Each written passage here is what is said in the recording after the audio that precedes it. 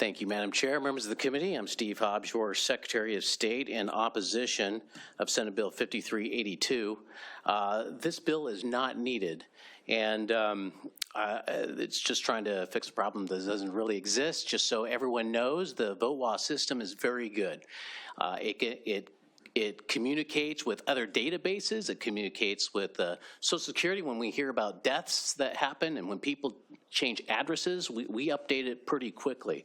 That's why the 1.2 million is in here, because now it's asking us to check these addresses. Now remember, we'll see the signature and we can match it with the database. We'll know exactly if you're a registered voter or not. Additionally, what we don't see in here is the cost of lawsuits that will happen when you have somebody, let's say an overseas voter. When I served in the military, I had a armed forces post office. If they put that on there, it invalidates them. If you have a college student, maybe you have a senior citizen that forgot their address and put a P.O. box, it would invalidate them as well. This bill tries to get at a lawsuit that occurred where we prevailed, and it doesn't matter if this bill passes, because the underlying constitution of the state of Washington says you just have to be a Washington voter. And so I would ask you not to move this bill forward, and if you are gonna do the $1.2 million, I would love it if you put in my election security and civic engagement programs, because Governor Inslee's budget invalidated both those programs. Thank you. I'll take any questions that you might have. Good afternoon, Madam Chair, members of committee. I am former Secretary of State Sam Reed, served from 2001 2013. It's nice to see many of you with whom I worked with.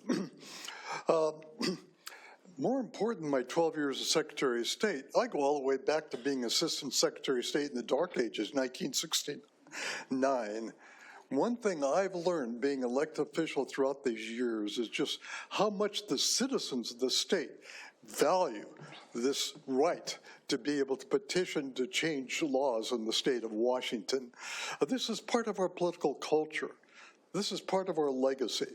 To start messing around and saying, we're going to try to suppress the right of people to participate if they don't put in the right address, or if the person who circulated the petition, a volunteer or some part-time person, doesn't jump through all the right hoops, all of a sudden this person doesn't right to participate in the system is denied. This is wrong. We're better than that here in the state of Washington. I urge a vote no on this bill.